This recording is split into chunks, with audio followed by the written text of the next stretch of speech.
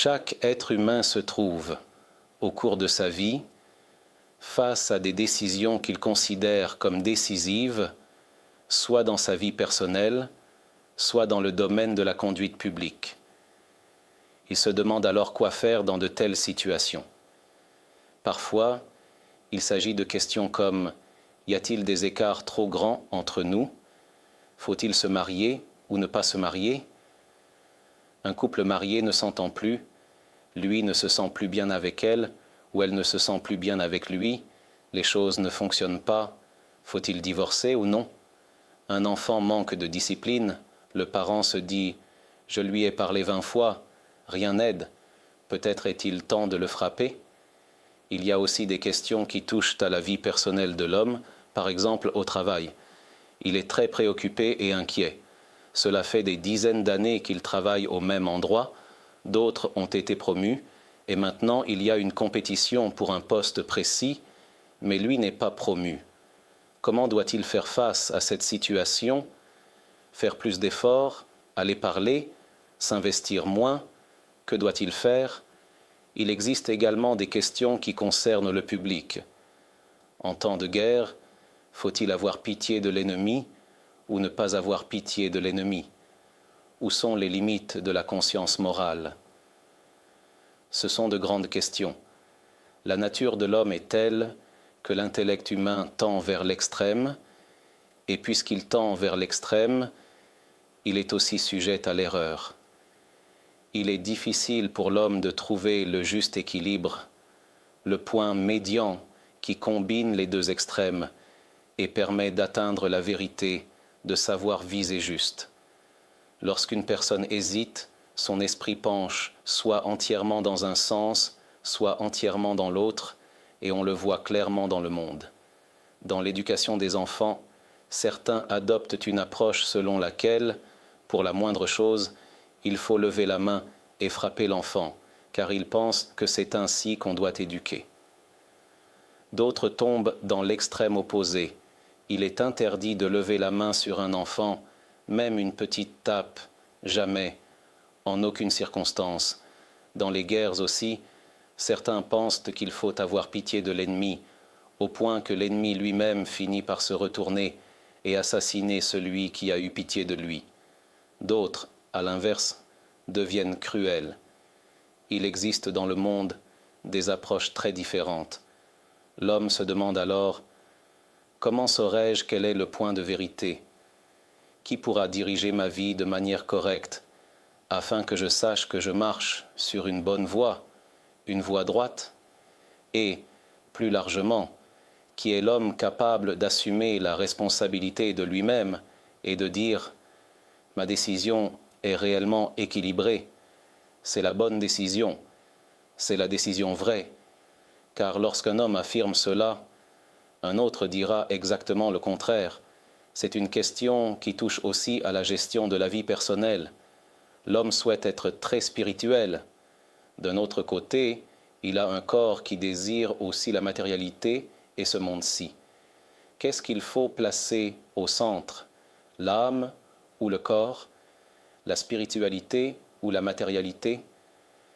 Là encore, le monde penche vers les extrêmes. Il existe des courants qui voient ça pour le corps comme un ennemi et font tout pour le combattre, l'écraser, l'abandonner. Chez certains ascètes indiens, par exemple, même lorsqu'ils ont de quoi manger, ils s'abstiennent de nourriture et de boissons. Ils veulent voir leur corps devenir un squelette. Quand le corps devient maigre, réduit aux os, recouvert de peau, ils ressentent alors « Maintenant, je suis spirituel ». Car à leurs yeux, le corps est l'ennemi de l'âme.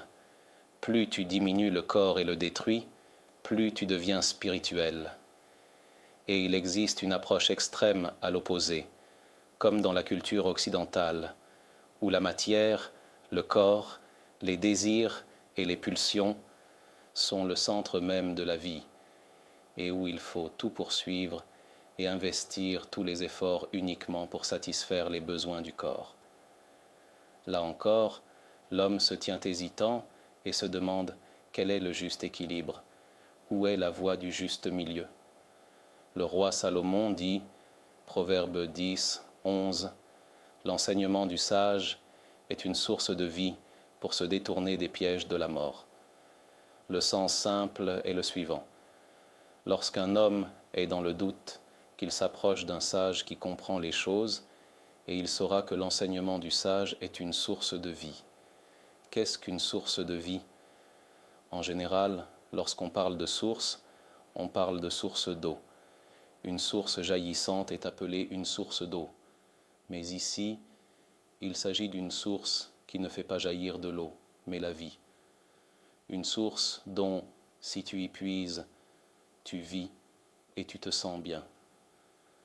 Dans le livre des Proverbes, lorsque Salomon parle de la vie, il ne parle pas de la vie au sens biologique, mesurée par des appareils qui indiquent si la ligne monte ou descend, contrairement à celle d'un mort. Ce n'est pas de cela qu'il s'agit. Quand il parle de vie, il parle de richesse intérieure, de joie, d'une vie pleine de contenu, d'une vie où tu ressens que tu es vivant, que tu te sens bien. Voilà ce que signifie vie dans le livre des Proverbes. Ainsi, lorsqu'il dit « l'enseignement du sage est une source de vie », cela signifie que ce qui jaillit et te donne une vie remplie de bonheur et de joie, c'est l'enseignement du sage.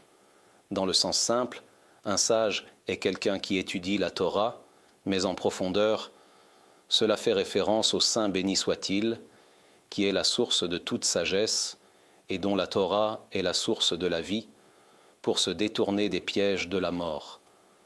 Autrement dit, la Torah t'apporte aussi une direction, comment parvenir à une vie pleine de vitalité et de joie, comment savoir à chaque instant que tu marches sur une voie juste et équilibrée, sans faire d'erreur, et comment te préserver des pièges de la mort. Car il existe des pièges. À l'époque du roi Salomon, il n'y avait pas de mines explosives comme aujourd'hui, mais un piège signifie un obstacle. C'est un gouffre sur le chemin. L'homme est sûr de marcher sur la bonne voie, sans savoir qu'il y a là un effondrement caché, et qu'au moment où il tombera, il perdra la vie et restera au fond de ce trou. C'est cela qu'on appelle les pièges de la mort. Un obstacle sur le chemin, tel que celui qui y tombe, arrive à un état de mort, il perd sa vie. Autrement dit, le roi Salomon nous dit à tous, « Si tu veux réussir dans la vie, ne te fie pas à ta seule sagesse personnelle lorsqu'il s'agit de questions fatidiques et essentielles de l'existence. Sache qu'il existe l'enseignement du sage, il existe le livre de celui qui t'a créé, il n'y a rien de comparable aux instructions du fabricant. Le fabricant a conçu le véhicule. Pour tout problème que tu rencontres, tu t'adresses à lui. Il sait exactement où se situe la panne. Il connaît tous les composants, tous les détails, et plus l'appareil est complexe, sophistiqué, plus tu dois t'en tenir strictement aux instructions du fabricant. Une simple marmite de cuisine n'a pas vraiment besoin d'un mode d'emploi. Combien de pannes peuvent-il y avoir dans une marmite?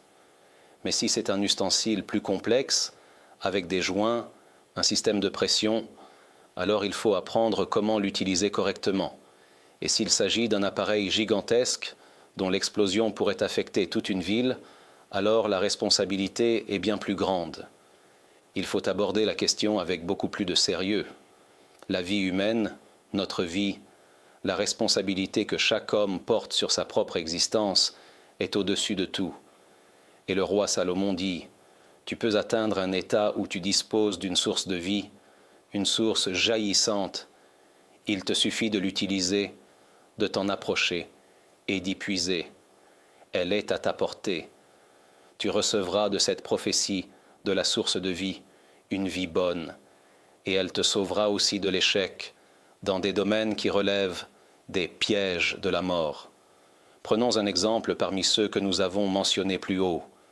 Nous avons vu que l'intellect humain tend vers l'extrême et qu'il est sujet à l'erreur. Lorsqu'on examine aujourd'hui l'approche générale dans le monde concernant l'éducation des enfants, faut-il frapper un enfant ou ne pas le frapper? L'approche dominante est de ne pas frapper un enfant, même pas une petite tape. Un parent qui donne même une légère gifle peut être traduit en justice. Il a enfreint la loi. Pourquoi cette loi a-t-elle été promulguée? Parce qu'on a constaté que certaines personnes tombaient dans l'extrême opposé, celui de la maltraitance des enfants. Un parent ou un enseignant pouvait saisir un enfant et le battre avec cruauté. Mais d'un autre côté, des parents à qui l'on dit « Ne lève jamais la main sur un enfant » répondent « Mais parfois, j'ai besoin d'un effet dissuasif. Après avoir parlé maintes et maintes fois sans que cela n'aide, que suis-je censé faire? Devenir un délinquant? Je ne suis pas cruel. » La Torah a donné l'équilibre juste. Dans le Talmud, il est écrit en araméen « Lorsque tu frappes un enfant, ne le frappe qu'avec la lanière de la sandale. » La lanière de la sandale donne un coup très léger, presque imperceptible. Que voulaient dire les sages par là? Parfois, un enfant a besoin de ce geste. Après avoir parlé de très nombreuses fois sans que rien ne fonctionne, il doit voir le geste de la frappe, mais sans douleur. Montre-lui seulement qu'il a dépassé les limites, qu'il est allé trop loin, et donne-lui alors une petite tape sur la main. Cette tape est un message « tu as exagéré ». Et lorsque ce n'est pas quelque chose de quotidien, mais quelque chose de très rare, uniquement lorsqu'il a vraiment dépassé les bornes, une tape légère suffit pour provoquer chez l'enfant une sorte de prise de conscience intérieure. Qu'ai-je fait de si grave? Apparemment, c'est sérieux. J'ai sans doute dépassé les limites. Tu ne l'as pas maltraité, mais il a reçu le message. Le Gaon de Vilna écrit « Lorsqu'un parent voit que sa colère déborde sur l'enfant, qu'il ne le frappe pas à ce moment-là. » Disons cela à un père qui, lorsqu'il est en colère, frappe son enfant. À partir d'aujourd'hui, quand tu es en colère, il t'est interdit de frapper ton enfant. Que répondra-t-il? Alors quand veux-tu que je le frappe? Seulement quand je suis en colère, ai-je une raison de le frapper? Si je ne suis pas en colère, pourquoi le frapperais-je? Le Gaon de Vilna lui répond « C'est précisément ton erreur. Tu comprends que le coup est l'expression de ta colère et tu cherches à te défouler en frappant. Dans un tel cas, tu maltraites l'enfant, tu lui fais bien plus de mal que ce qui est nécessaire ou justifié. Le but du coup est de transmettre un message. Tu as dépassé les limites et non de lui faire réellement mal, de l'affliger, de le tourmenter ou de le faire souffrir. Il existe des pères qui veulent que leur enfant souffre. C'est pourquoi on leur dit « Lorsque tu es en colère, il t'est interdit de frapper. » Car le coup ne viendra pas de la raison ni de la lucidité, mais pourra devenir un coup cruel. En revanche, lorsque le père n'est pas en colère, lorsqu'il réfléchit calmement et se parle rationnellement, je lui ai expliqué tant de fois que c'est dangereux, je lui ai dit d'arrêter ce comportement nuisible, j'ai parlé avec lui tellement de fois que continuer à parler serait me ridiculiser. Alors seulement, il s'approche et lui donne une petite tape sur la main, qui ne fait pas mal, mais qui est un message. Un enfant habitué à recevoir des coups, cela ne lui fait plus rien. Il n'y a là aucun message. Mais un enfant que l'on ne frappe jamais, parce qu'on suit la voie de la Torah, lorsque l'on arrive exceptionnellement à cette lanière de la sandale, métaphoriquement parlant, un geste symbolique, alors l'enfant intègre les choses, les intériorise. Lorsqu'un homme étudie l'enseignement de la Torah, il acquiert l'équilibre. Il comprend aussi, par la raison, à quel point cela est juste, ne soit extrême ni dans un sens ni dans l'autre. Il en va de même dans la vie conjugale.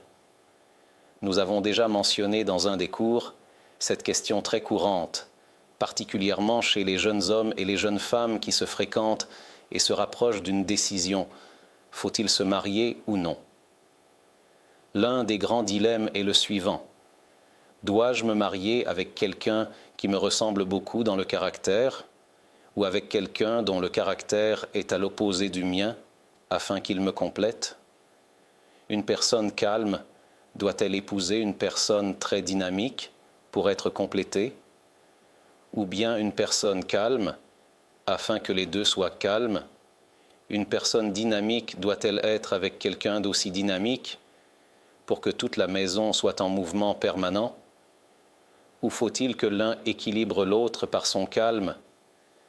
Nous avons déjà vu, dans les paroles des kabbalistes, que le vin et l'eau sont deux opposés, et que dans le kiddush, le Shabbat, on les mélange afin de créer un équilibre dans la coupe de vin. Le vin est appelé Gwevura. Il est rouge, il symbolise le jugement, la rigueur. Avant le kiddush, selon la Kabbale, on verse au moins 3 gouttes d'eau dans le vin. Cela s'appelle adoucir les rigueurs par les bontés. Ne pas faire le kiddush uniquement sur la rigueur, uniquement sur le jugement, représenté par le vin. L'eau représente la bonté, le hesed. L'eau nettoie, purifie, donne la vie au monde. Ainsi, même 3 gouttes suffisent déjà à apporter un équilibre au vin. D'un autre côté, la viande et le lait représentent eux aussi la rigueur et la bonté. La viande correspond à la rigueur, elle est rouge. Le lait correspond à la bonté. C'est grâce à lui que l'enfant grandit. Le veau tète et se développe. Sa couleur est blanche, rouge et blanc. La Torah dit « Tu ne feras pas cuire le chevreau dans le lait de sa mère ». Elle ne dit pas seulement de ne pas manger viande et lait ensemble, mais même de ne pas les cuire ensemble. Pourquoi? Parce que si tu cuisines viande et lait ensemble, tu provoques, pour ainsi dire, une explosion dans les mondes spirituels supérieurs. Car l'homme, dit le Zohar, est une échelle posée sur la terre dont la tête atteint les cieux. Ne méprise pas l'acte que tu accomplis. Tu agis ici, dans le monde matériel, mais chaque action que tu fais, ici, met en mouvement des systèmes dans les mondes spirituels supérieurs. Tu poses les téphilines ici. Comment peux-tu voir ce que tu as déclenché là-haut? Dans la dimension spirituelle de la création, où se trouvent les racines spirituelles de l'âme, l'homme est une échelle ancrée sur la terre et dont la tête atteint les cieux. La portée des actes humains est immense. C'est pourquoi la Torah dit « Même ne cuisine pas viande et lait, pas seulement ne les mange pas ». Mais alors, quelle est la différence?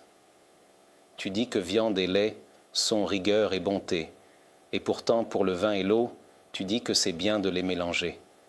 La réponse est « Tout dépend du degré d'extrême. La viande et le lait sont des expressions de rigueur et de bonté très extrêmes, parce qu'ils proviennent tous deux du monde animal. La viande vient du vivant, et le lait est tiré de l'animal vivant. Tous deux appartiennent au monde du vivant, et leur opposition est donc extrêmement forte. Lorsque tu les cuisines ensemble, tu crées un court-circuit dans leurs racines spirituelles supérieures. En revanche, le vin, qui provient du monde naturel, du monde végétal, et l'eau, qui provient aussi du monde naturel, sont eux aussi rigueur et bonté, mais pas à un niveau extrême. Lorsque tu les mélanges de façon mesurée, tu crées un équilibre entre eux. De là, tu peux apprendre aussi pour la vie conjugale. Si, au moment de se marier, tu vois qu'elle est extrêmement différente de toi, ou que tu vois qu'il est extrême par rapport à toi, que vous êtes deux opposés radicaux, alors chaque chose deviendra source de dispute et de colère. Un homme très calme, chaque parole de son épouse lui donne l'impression qu'elle l'humilie. Combien peut-elle supporter d'entendre son mari lui dire à chaque pas « Tu me fais honte ». Elle répond « Mais c'est moi, c'est mon caractère ». D'un autre côté, s'il épouse une femme totalement calme, lui calme et elle calme, lorsqu'il faut discuter à la banque, il n'y a personne pour discuter. À la mairie, Quand il faut parfois taper du poing sur la table, il n'y a personne pour le faire. Les deux sont calmes et personne n'aide. Il faut donc un équilibre, mais un équilibre à un niveau où l'on peut se relier l'un à l'autre, comme le vin et l'eau, et non comme la viande et le lait, qui sont des extrêmes absolus et ne peuvent pas coexister ensemble. Ainsi, de chaque enseignement que la Torah donne à l'homme, tu peux apprendre pour toi-même des règles de vie, comment te comporter dans différentes situations. Il y a des choses où la réponse apparaît explicitement. Ta question figure déjà dans les textes, il est écrit quoi faire dans telle situation. Comment surmonter la colère, comment travailler sur la jalousie, le désir, la haine. Il existe des livres entiers, des enseignements complets selon les sages, accompagnés d'histoires. Les histoires aussi ont une grande force, elles donnent à l'homme de la motivation. Il voit, regarde, lui a réussi. Il y a ici une belle idée que je peux prendre de cette histoire.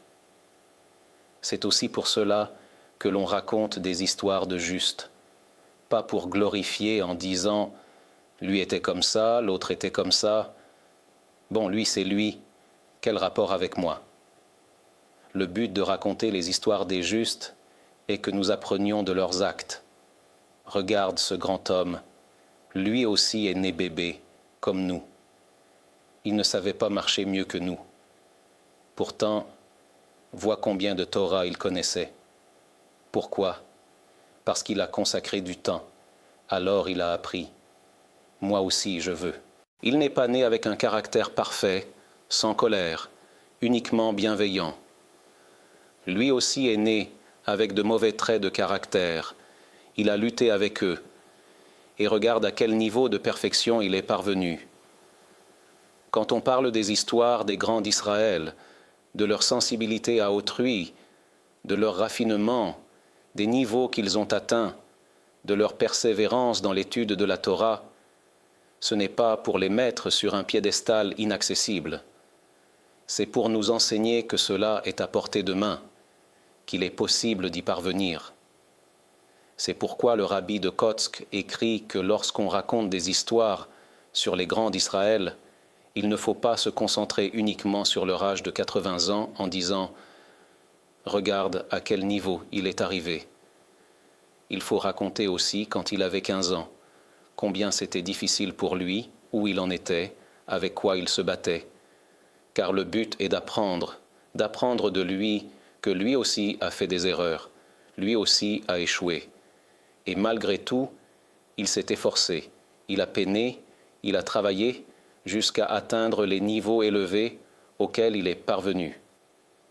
Lorsqu'un homme étudie aussi la guidance de la Torah, la morale de la Torah, les récits de la Torah, pourquoi la Torah accorde-t-elle une telle place aux histoires d'Abraham, d'Isaac, de Jacob, à la descente en Égypte, aux 12 tribus, à ce qui s'est passé entre elles, à Joseph et ses frères, à Caïn et Abel? La Torah n'est pas destinée à être un livre d'histoire. La Torah est un livre de guidance. Torah vient de Horaa, indication du chemin de l'homme. Elle te montre une voie. Alors pourquoi raconte-t-elle toutes ces histoires? Parce que de chaque histoire, nous devons tirer une leçon morale pour nous-mêmes. Avec Caïn et Abel, tu vois que lorsque la jalousie existe entre frères, l'un peut en venir à tuer l'autre. Tu apprends alors pour toi-même, je ne ferai pas cette erreur. Même si quelque chose chez mon frère ne me plaît pas, je vais aller vers lui, je veux son bien. Je vais apprendre de Manacher et Éphraïm combien chacun désirait le bien de l'autre, au point que Jacob, notre père, a ordonné à tous ses fils, et jusqu'à aujourd'hui, chaque père, le soir de Shabbat, bénit son enfant. Celui qui ne le fait pas, il est important d'adopter cette coutume. Avant le kidouch ou après le kidouch, il pose sa main sur la tête de chaque enfant et dit « La bénédiction est la suivante. Que Dieu te rende semblable à Éphraïm et à Manassé. » C'est ce que Jacob, notre père, a dit. C'est par toi qu'Israël bénira en disant que Dieu te rende semblable à Éphraïm et à Manassé. Que signifie par toi Israël bénira? Cela veut dire que toutes les générations à venir béniront leurs enfants par cette bénédiction. C'est pourquoi, jusqu'à aujourd'hui, nous agissons ainsi. Chaque Shabbat, le Père pose sa main sur la tête de chacun de ses enfants. Peu importe qu'il s'agisse d'un bébé de 2 jours, d'un enfant de 6 mois, ou même d'un fils de 50 ans. Tu es son Père. Pose ta main sur sa tête et bénis-le. On dit que Dieu te rende semblable à Éphraïm et à Manassé, puis les versets de la bénédiction sacerdotale, que l'Éternel te bénisse et te garde, que l'Éternel fasse rayonner son visage sur toi et t'accorde sa grâce, que l'Éternel tourne son visage vers toi et t'apporte la paix, bien entendu avec le nom de Dieu. Ensuite, le Père peut ajouter ses propres bénédictions, tout ce qu'il souhaite. Tous les récits de la Torah contiennent un enseignement moral pour l'homme, il suffit de les étudier. Celui qui lit les récits de la Torah de manière superficielle n'en tire pas beaucoup de leçons. Au contraire, de nombreuses questions peuvent surgir. Mais lorsqu'on étudie avec les commentateurs, avec les ouvrages de morale, lorsqu'on écoute des cours sur la paracha de la semaine, comme nous avons eu ici certaines années, toute une série sur chaque paracha, semaine après semaine, on peut voir, même aujourd'hui sur Internet, combien de leçons morales un homme peut tirer de chaque paracha. C'est précisément ce que dit ici le roi Salomon. L'enseignement du sage est une source de vie. Il s'agit de l'enseignement du plus grand des sages, la sagesse divine. Qu'y a-t-il de plus élevé que cela? Dans le sens simple, il parle d'un homme sage. Interroge un sage de la Torah, et tu deviendras plus sage. Mais à la racine, il s'agit de la Torah du Saint béni soit-il. La sagesse divine est une sagesse parfaite, et il dit « Sache que c'est une source de vie. Elle peut te donner de la vitalité, organiser ta vie, résoudre des problèmes. La question de divorcer ou de ne pas divorcer est une question immense. Mais lorsqu'on va consulter et que ce sage sait répondre selon la Torah, et j'insiste sur ce point, il faut aussi savoir à qui demander conseil. Les choses peuvent changer radicalement. Je connais des cas où des couples sont allés voir une conseillère conjugale qui n'était pas religieuse mais psychologue. Ils sont venus lui parler de leurs problèmes de couple et à la fin de la séance, elle leur a dit « À mon avis, vous devez divorcer. Pour cela êtes-vous venus? Pour qu'on vous dise d'aller divorcer ?»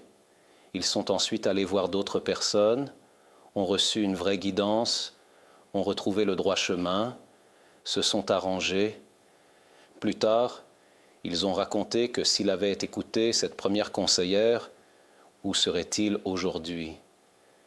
Il est vrai qu'il existe des situations où il n'y a pas de choix et où il faut divorcer. Mais avant tout, il faut épuiser toutes les possibilités, examiner les choses en profondeur. Vous voulez divorcer? Pourquoi? As-tu déjà appris comment une femme est construite? As-tu compris quels sont ses besoins émotionnels? Lui as-tu donné ce dont elle a réellement besoin? Et toi, as-tu appris ce dont un homme a besoin? As-tu compris qu'il est différent d'une femme, qu'il a d'autres besoins? S'ils ne l'ont pas appris, on leur enseigne alors les directives du Rambam, comment un homme doit se comporter avec sa femme et comment une femme doit se comporter avec son mari. J'ai entendu des couples qui étaient au bord du divorce dire que, après avoir étudié ces enseignements du Rambam, ils ont oublié qu'ils avaient un jour voulu divorcer. Un médecin de Herzliya m'a raconté qu'après avoir appliqué ces enseignements du Rambam, ils avaient oublié qu'ils avaient jamais envisagé le divorce. Et pourtant, Ils étaient déjà passés par des procédures devant les tribunaux rabbiniques. Je connais cet homme, puis j'ai appris à connaître davantage sa femme, des gens bien. À 60 ans, ils avaient voulu divorcer, car depuis le mariage, rien n'allait bien. Ils avaient attendu que les enfants se marient, puis avaient entamé un processus de divorce. Mais après avoir étudié ces enseignements du Rambam, il m'a dit « Nous avons oublié que nous voulions divorcer. » Il a soudain appris comment une femme est réellement construite, de quoi elle a vraiment besoin. Il a commencé à lui donner cela de tout cœur. Avant, il pensait qu'elle se plaignait inutilement, parce que selon sa logique d'homme, ses plaintes n'étaient pas justifiées. Il ne comprenait pas ce qu'elle voulait. Mais lorsqu'il a compris qu'en tant que femme, elle avait réellement besoin de cela, il le lui a donné pleinement. C'était un homme bon. Il pensait simplement qu'elle exagérait.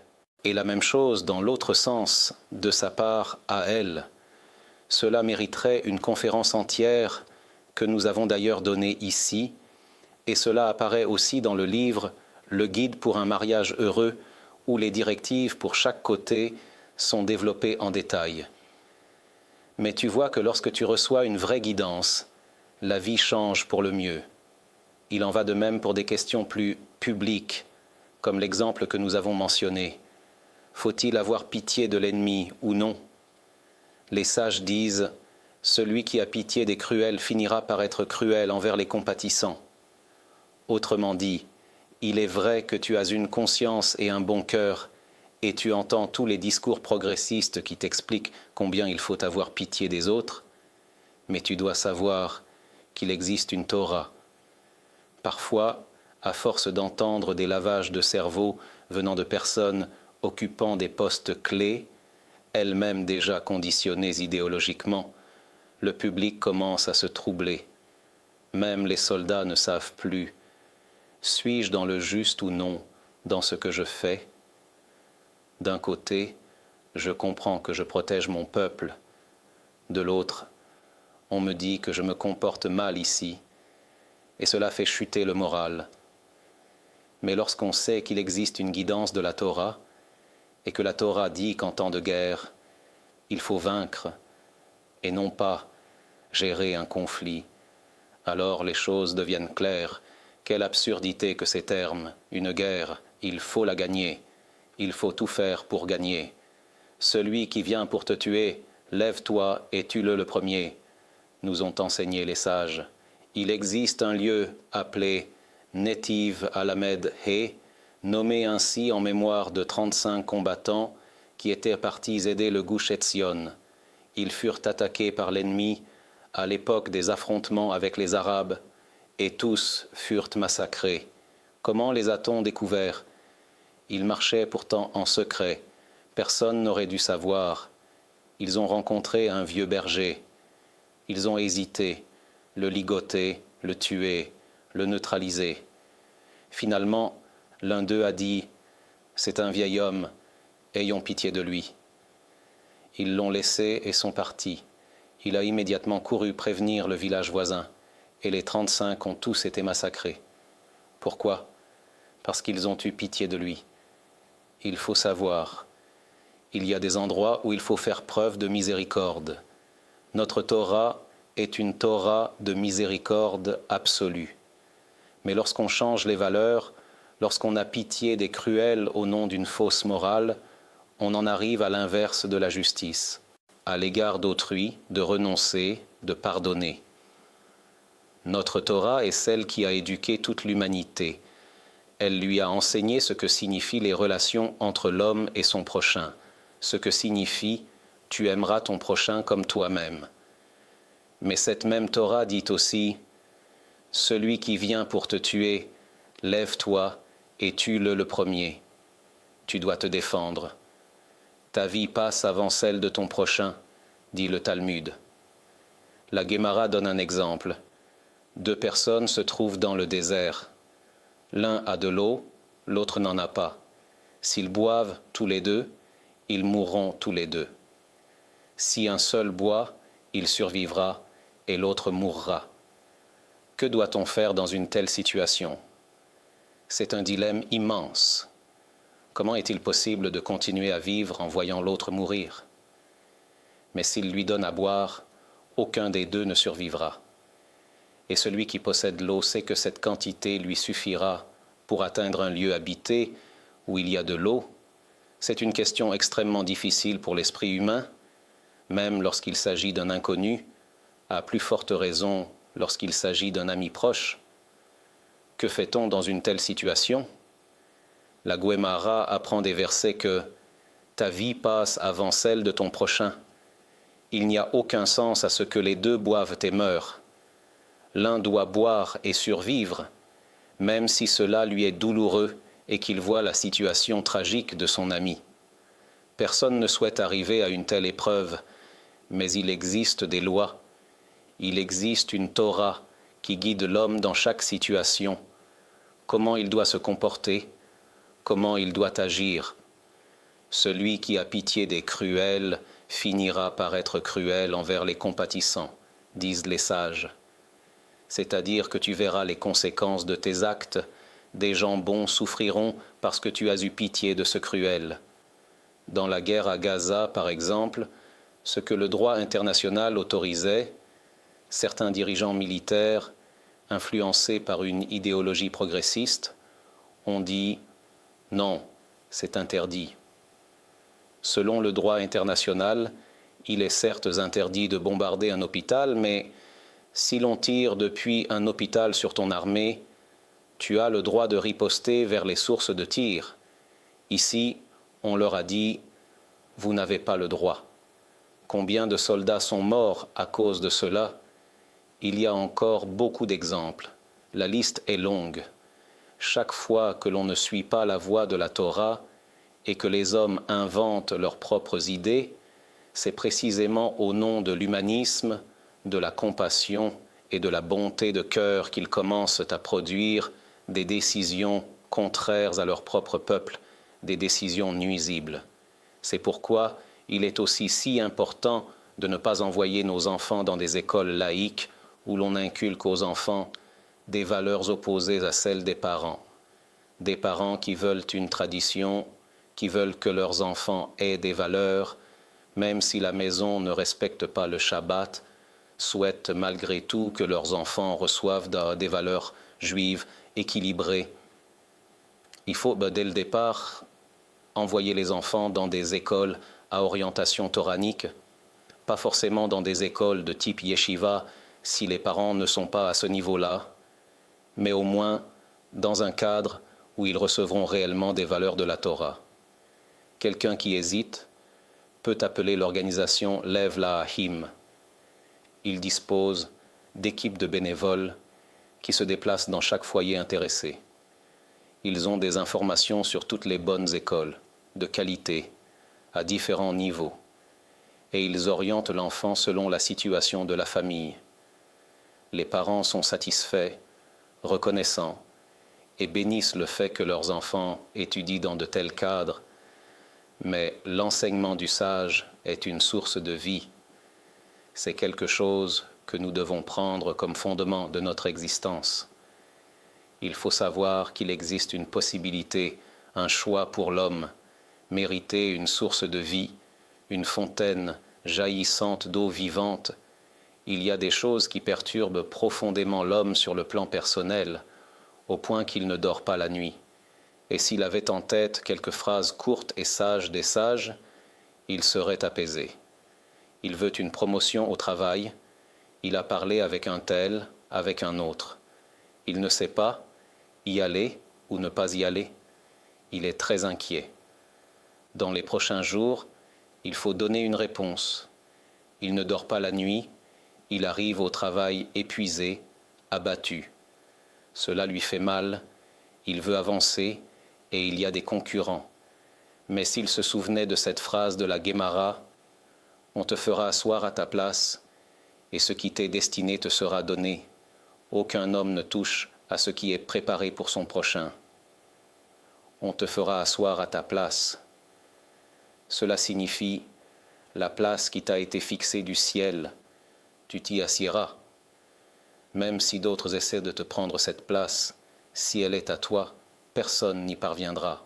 Et ce qui t'est destiné te sera donné, ce qui a été décrété pour toi dans le ciel viendra jusqu'à toi. Quelqu'un essaiera de le prendre, mais le Saint béni soit-il fera en sorte que cela te revienne. La Guémara ajoute, même les royaumes ne se chevauchent pas dans ce qui leur est destiné. Aucun homme ne touche à ce qui est préparé pour son prochain, pas même de l'épaisseur d'un cheveu. Ce sont des paroles puissantes, remplies de foi et de confiance. Lorsqu'un homme se dit « Je sais qu'il existe un créateur du monde, je sais que le Saint béni soit-il dirige le monde et décide de tout, alors pourquoi m'inquiéter ?» Cela ne fait que remettre de l'ordre dans les pensées. Si le Saint béni soit-il décide de tout et que on te fera asseoir à ta place, alors je n'ai pas de raison de m'angoisser. Je ferai mon effort, car il faut faire un effort. Lorsqu'un homme veut atteindre quelque chose, il ne peut pas rester chez lui en disant que tout s'arrangera tout seul. La Torah nous demande de faire une hishtadlut, un effort, mais après avoir fait tout ce qu'il pouvait faire, parler aux bonnes personnes, activer ceux qui peuvent t'aider, au-delà de cela, il n'a plus rien à faire. Même dans l'effort, il y a une limite. Il ne faut pas casser des murs au nom de l'effort. La limite de l'effort est celle de la logique et de la norme acceptée dans le monde pour atteindre un tel objectif. Si j'ai fait ce qui est raisonnable, je n'ai pas à faire plus. Le Hazon Ish a donné un jour une image très parlante. On lui a demandé « Jusqu'où faut-il faire des efforts et à partir de quand faut-il activer la confiance en Dieu et cesser l'effort ?» Il a répondu « Prends un exemple simple. Tu veux enfoncer un clou dans le mur. Tu prends un marteau, tu tiens le clou, tu frappes. Il n'entre pas. Tu continues à frapper car tu veux accrocher un tableau. À quel moment t'arrêtes-tu ? Quand tu vois que le clou commence à se tordre, non seulement il n'entre pas, mais il se plie. À ce moment-là, cela signifie « arrête, n'insiste plus, tu ne fais que tordre le clou ». Il dit exactement la même chose à propos de l'effort personnel, de la hishtadlut. Tant qu'il est raisonnable de continuer, continue. Mais lorsque tu vois que tu as épuisé toutes les possibilités, que cela commence à aller dans de mauvaises directions, arrête-toi. Il ne faut pas faire trop d'efforts. Et en vérité, lorsqu'on observe l'expérience de la vie, soit dans sa propre existence, soit à travers les récits des autres, on voit clairement que lorsque, du ciel, on veut conduire une personne vers une fonction particulière, vers une promotion professionnelle, vers un salaire plus élevé, le Saint béni soit-il, sait organiser les choses de la manière la plus juste. Il y a longtemps, l'un des grands rabbins de Jérusalem m'a raconté une histoire. Son nom est le Rav Baruch Seraga, élève du Rav Ben Tzion Abba Shaul, que sa mémoire soit bénie. Le Rav Baruch Seraga est l'un des rares survivants de la génération de la connaissance, un véritable juste de notre génération, un immense érudit en Torah, doté d'une humilité exceptionnelle. Il a étudié à la Yeshiva Porat Yosef. Le Rosh Yeshiva était le Rav Yehuda Tzadka, puis le Rav Ben Tzion Abba Shaul. Il était très proche de deux.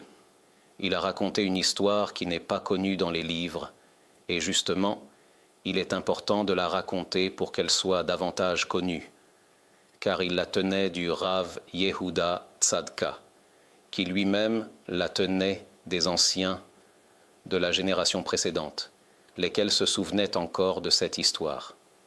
Cette histoire s'est déroulée à Jérusalem il y a plus de 100 ans, c'est-à-dire il y a déjà plusieurs générations, mais elle a été transmise de génération en génération. Il l'a entendue du Rav Yehuda Tzadka, qui l'avait entendu des anciens de la génération, lesquels se souvenaient de ce qui s'était passé à Jérusalem à l'époque où les Turcs gouvernaient la ville, avant même le mandat britannique. À cette époque, Jérusalem n'était pas la grande ville que nous connaissons aujourd'hui. Sous la domination turque, la ville se trouvait essentiellement à l'intérieur des murailles, avec peut-être quelques débuts d'extension à l'extérieur. Les autorités turques nommaient à Jérusalem un Hakam Bachi, c'était ainsi qu'on l'appelait. Le Hakam Bachi était en réalité le grand rabbin, le titre de ce qu'on appelle aujourd'hui le Rishon LeZion. Ce titre existe depuis des centaines d'années et trouve son origine à l'époque de la domination turque. Le Hakam Bachi recevait de Turquie une robe officielle et un turban. Il recevait aussi un document signé par le sultan attestant qu'il était le grand rabbin des Juifs et leur représentant officiel face au pouvoir autonome. Aujourd'hui encore, il existe des manuscrits de ces nominations avec une écriture ottomane ornée et la signature du sultan en bas. Comment les Juifs choisissaient-ils ce Hakam Bachi? À Jérusalem, il y avait plusieurs communautés et chaque communauté proposait le nom de son rabbin comme candidat au poste de grand rabbin de tous. Chaque groupe voulait que son rabbin soit celui de l'ensemble de la population juive. Mais comment trancher? On procédait par tirage au sort entre les candidats. Une fois que les Juifs avaient fait leur choix et l'avaient envoyé en Turquie, le sultan vérifiait que la personne était loyale au régime, puis il validait la nomination. Lors d'une de ces occasions, lorsque le Hakam Bachi précédent est décédé, il a fallu en nommer un nouveau. Chaque communauté a proposé le nom de son rabbi. À Jérusalem, si je me souviens bien de ce que m'a raconté le Rav Baruch Seraga, il y avait un rabbin nommé Rav Yehoshua Levi, l'un des rabbins communautaires. Sa communauté voulait qu'il figure lui aussi sur la liste du tirage au sort.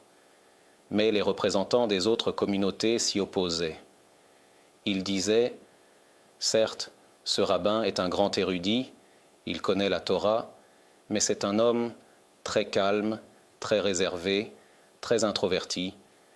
Il donne des cours, il répond correctement aux questions de halakha, mais il n'a pas le charisme de leadership nécessaire pour faire face au pouvoir. Or, le gouverneur turc de Jérusalem était un homme extrêmement dur. Chaque année, le gouverneur imposait des taxes. Un certain nombre de personnes, un certain montant à payer. Les représentants juifs devaient aller le supplier de réduire les taxes. Lorsqu'on parlait timidement, il baissait de 0,5%. Lorsqu'on insistait fortement et qu'on savait parler avec fermeté, on pouvait obtenir une réduction d'1,5%, une différence énorme pour la communauté juive. Ce rabbin-là ne savait pas se confronter au gouverneur. Il ne savait pas discuter, argumenter, insister. C'est pourquoi les autres communautés ne voulaient pas de lui. Mais les membres de sa communauté disaient « Que signifie tout cela? Il est aussi rabbin communautaire que les autres. Son nom doit être proposé. » Ils ont donc inclus son nom. Ils ont procédé au tirage au sort et précisément, son nom est sorti. Ils ont dit « Cela, nous ne l'avions pas envisagé. Nous ne le voulons pas. » Mais il y avait une règle. Lorsqu'un tirage a eu lieu, on recommence. Les membres de sa communauté ont vu que tout le monde voulait refaire un tirage et ils ont accepté. On a procédé à un second tirage et de nouveau, son nom est sorti. Alors ils ont dit « Que faites-vous maintenant ?» Ils ont répondu « Une dernière fois. Nous ferons un dernier tirage pour éviter toute dispute. » D'accord. Une troisième fois, on a procédé au tirage et une troisième fois, son nom est sorti. Ils ont alors dit « Très bien, cela vient manifestement du ciel. Quelle probabilité y a-t-il pour que le nom d'un même homme sorte 3 fois de suite? On voit clairement ici, on te fera asseoir à ta place. C'est un décret céleste. Ils l'ont nommé. Le sultan de Turquie a approuvé la nomination Il a reçu la robe officielle, tout le protocole, et on lui a fait une cérémonie d'intronisation. Mais l'attitude des dirigeants communautaires à son égard était très froide. Ils ne le considéraient pas comme un véritable leader. Ils avaient l'impression qu'il était arrivé là presque malgré eux, par la force du tirage au sort. Lui-même se sentait mal à l'aise. Lorsqu'on lui parlait, ce n'était pas avec le respect dû à un dirigeant. Une nuit, il fit un rêve. Dans son rêve, il vit le gouverneur turc de Jérusalem marcher dans l'un des passages étroits près de la tour de David. Soudain, une bombe explosa à côté de lui et il mourut. C'est ce qu'il vit dans son rêve. Il vit que cela se produirait le matin. Le rêve était si vif, si réel, qu'il réveilla son shamash. À l'époque, ces rabbins avaient un serviteur qui marchait avec un bâton et portait une tenue officielle. Il le réveilla et lui dit « Maintenant, nous allons à la maison du gouverneur turc. » Le chamak lui répondit « Au milieu de la nuit, qui va nous laisser entrer ?» Il lui dit « C'est une question de danger de mort. Il faut y aller. » Ils se rendirent sur place. Ils frappèrent au portail. Les gardes ouvrirent au milieu de la nuit et virent le Hakam Bashi debout là. Il dit « J'ai besoin de voir le gouverneur immédiatement. » Ils répondirent « Il dort. » Il dit « Réveillez-le. » Le rêve était tellement clair, tellement réel pour lui. Ils annoncèrent au gouverneur que le Hakam Bashi était là et insistait pour le voir de toute urgence. Le gouverneur dit « Très bien, faites-le entrer. » Il y avait une petite ouverture latérale dans les portes. On le fit entrer par là. Il entra et se présenta devant le gouverneur. « Qu'y a-t-il de si urgent ?» Il lui dit « Je vais te dire la vérité. J'ai fait un rêve. Je ne sais pas s'il est vrai ou non, mais j'ai ressenti le besoin de te le raconter. Selon ce rêve, ta vie est en danger. » Le gouverneur répondit « C'est incroyable. Justement, demain matin, je dois passer exactement par cet endroit-là. J'ai un rendez-vous précis là-bas. » Il envoya immédiatement des hommes vérifier les lieux, et ils découvrirent qu'une bombe y avait été dissimulée. Effectivement, c'était réel. S'il était passé par là, il aurait été tué. Cela se produisit après que le Hakam Bashi était déjà rentré chez lui. Le gouverneur, de son côté, fit sa propre introspection. Il fut profondément impressionné. C'est un homme tellement saint que, dans le ciel, on lui a révélé cela. Grâce à lui, je suis vivant. Il l'invita alors à une grande cérémonie, dans la région de la porte de Jaffa. Lorsqu'il arriva, il fut stupéfait de ce que ses yeux virent, une réception grandiose. Un tapis rouge avait été déroulé. Des chevaux blancs se tenaient alignés de chaque côté. Des rangées de cavaliers turcs en uniforme, avec leurs sabres, comme c'était l'usage à l'époque. 2 officiers turcs le tenaient de chaque côté.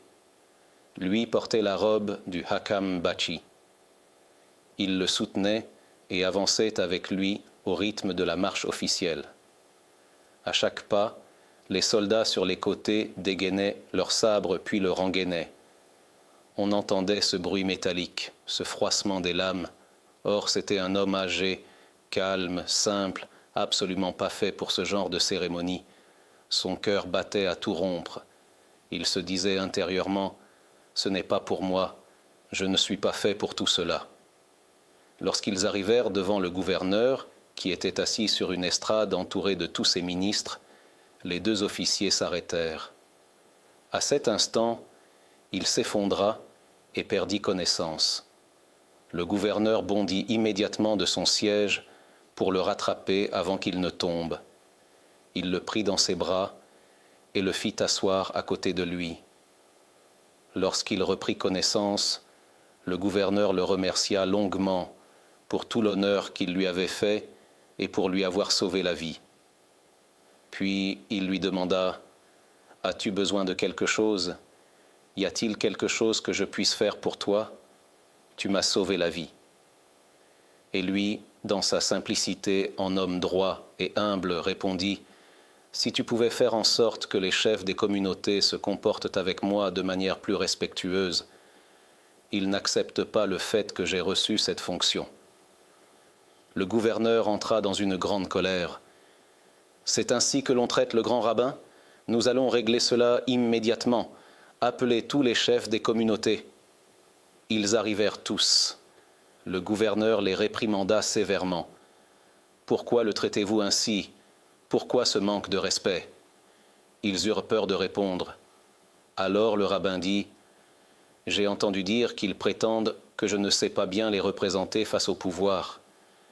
Ils disent que, lorsqu'il s'agit de négocier les impôts, je ne sais pas te convaincre de les réduire. Le gouverneur répondit: Voilà le problème? Très bien. J'annonce maintenant une réduction de 5% des impôts. À partir d'aujourd'hui, vous le respecterez tous. Tous acquiescèrent immédiatement. Bien sûr, bien sûr. Ils furent renvoyés et tout se termina dans la paix et la concorde. Tu vois, lorsque le Saint béni soit-il veut conduire un homme vers une fonction précise, on te fera asseoir à ta place.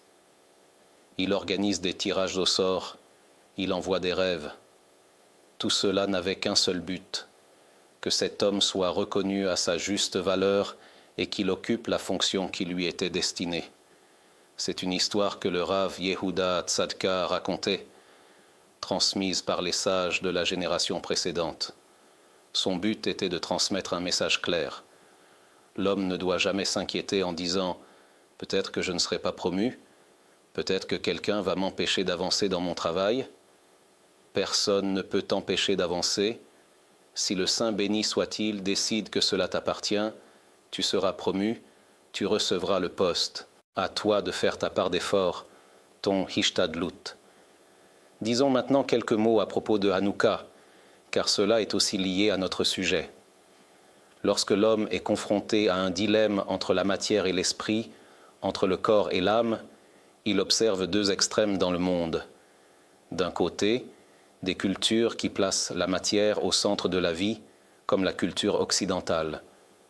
De l'autre, des courants qui placent uniquement l'âme au centre et considèrent le corps comme un ennemi qu'il faut briser et écraser, comme certaines sectes indiennes ou certaines tendances du christianisme, notamment chez les catholiques, où le mariage est interdit car perçu comme une soumission aux instincts. L'homme se demande alors: qu'est-ce qui est juste? J'ai un corps, j'ai une âme. Lequel doit être au centre de ma vie? Ici aussi, la Torah entre en scène et enseigne à l'homme: donne au corps ce dont il a besoin, car Dieu t'a créé avec un corps, et ce corps est un outil essentiel pour construire ton monde spirituel. Maïmonide écrit: puisque la santé du corps fait partie des voies de Dieu, avoir un corps sain fait partie du service divin. Car si le corps est faible et malade, comment l'homme ira-t-il étudier la Torah? Comment accomplira-t-il les commandements? Il sera alité, souffrant, incapable de se concentrer. Il faut donc préserver la santé du corps, bien manger, bien boire, bien dormir, tout cela dans le cadre permis par la Torah. La Torah donne au corps ce dont il a besoin, mais le centre de la vie reste l'âme. Le corps est un outil destiné à construire le monde spirituel de l'homme. Grâce aux instincts qui peuvent entraîner l'homme vers des excès, et grâce au retour constant vers la voie droite selon la volonté de Dieu, lorsque l'homme se demande sincèrement quelle est la volonté de Dieu et agit en conséquence, il découvre que le corps reçoit tout ce dont il a besoin, mais dans la juste mesure. La Torah est en faveur de la vie de couple. Elle enseigne simplement comment la vivre correctement, dans la sainteté, dans le mariage, avec les lois de pureté familiale. 6 jours tu travailleras et le 7e jour tu te reposeras. Toutes les mitzvot que la Torah a données à l'homme, quoi manger, quoi ne pas manger. Même pour les nations du monde, la Torah a donné 7 commandements universels. Il existe dans la Torah une orientation pour chaque être humain, en tant qu'être humain. Comment se conduire de la manière la plus juste et la plus équilibrée, la plus juste et la plus précise pour lui. Cet équilibre entre la matière et l'esprit, donner au corps ce dont il a besoin, mais ne pas se soumettre au corps dans ce que la Torah a interdit, fait que l'homme ressent aussi une satisfaction de l'âme. Il éprouve une richesse intérieure, un accomplissement profond. Il sent qu'il est sur un bon chemin. Et en même temps, le corps est apaisé, car la Torah a donné au corps exactement ce dont il a besoin, dans le bon dosage, de manière à ce qu'il aille bien toute sa vie, sans se déchaîner, sans franchir les limites, sans jouir de ce qui est interdit, car ensuite, même dans ce monde-ci, l'homme souffre des plaisirs qu'il a recherchés de façon interdite. C'est un principe fondamental que la Torah a donné à l'homme. Les Grecs n'ont pas compris cela. Toute la culture grecque, lorsqu'ils sont arrivés, il est écrit qu'ils ont rendu impures toutes les huiles. Après avoir chassé les Grecs, on trouva une seule fiole d'huile scellée du sceau du grand prêtre. On fermait la fiole avec de l'argile et on apposait le sceau du Kohen Gadol. Ainsi, si quelqu'un l'ouvrait, l'argile se brisait et on voyait qu'elle avait été touchée. Lorsque l'on raconte que les Grecs ont rendu toutes les huiles impures, on peut se demander pourquoi les ont-ils ouvertes et rendues impures? S'ils voulaient empêcher l'allumage de la ménorah au temple, qu'ils cassent les jarres et renversent l'huile, pourquoi ouvrir et rendre impur? La réponse est simple. Les Grecs n'avaient aucun problème à ce que le peuple d'Israël allume des bougies.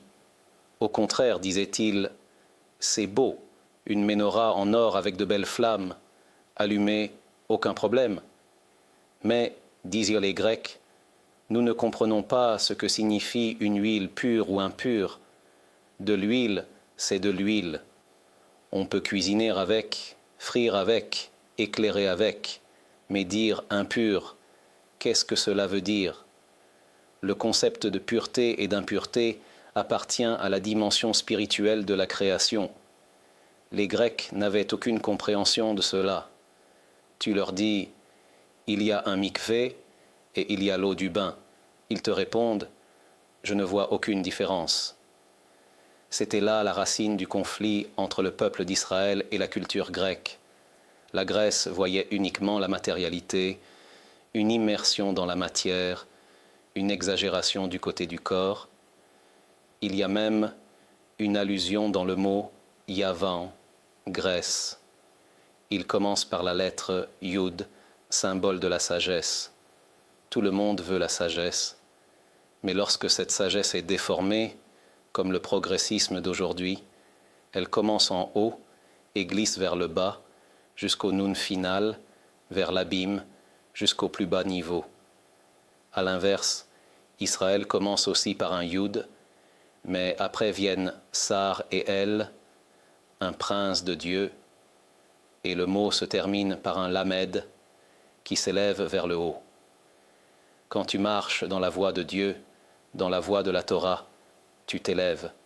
C'est le combat fondamental et essentiel entre la culture grecque, exagération vers la matière, et la culture d'Israël, l'équilibre entre la matière et l'esprit.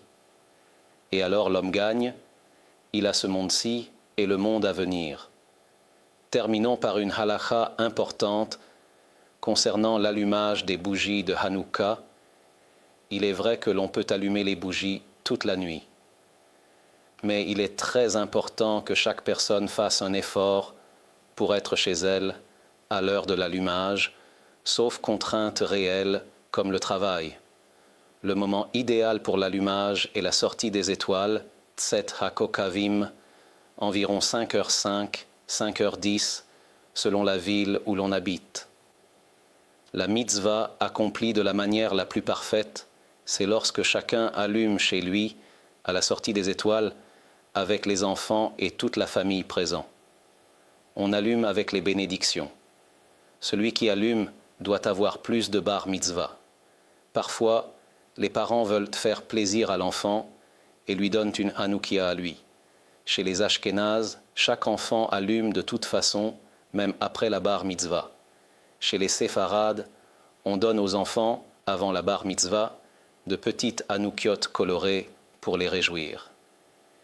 Mais la hanoukia principale, par laquelle on accomplit la mitzvah, doit être allumée par le père, qui est au-dessus de l'âge de la bar mitzvah. Après avoir allumé la première bougie, il peut éventuellement honorer d'autres personnes pour allumer, mais il est préférable qu'elles soient elles aussi au-dessus de la bar mitzvah. Les enfants plus jeunes allument leur petite hanoukiot à part. Les bougies doivent brûler au moins une demi-heure après la sortie des étoiles. Après cette demi-heure, s'ils veulent éteindre les bougies, c'est permis. Mais cette demi-heure est le moment le plus embellissant de la mitzvah. Il est bon de venir plus tôt à la synagogue, de prier minha et arvit rapidement, et de se dépêcher de rentrer pour allumer à l'heure, en laissant la hanoukia allumée pendant la demi-heure requise. Il est aussi bon de se réjouir avec les enfants, de leur raconter les histoires de Hanouka. Dans certaines maisons, ce sont même les enfants qui racontent aux parents, car les parents n'ont pas toujours étudié ces détails dans leur jeunesse.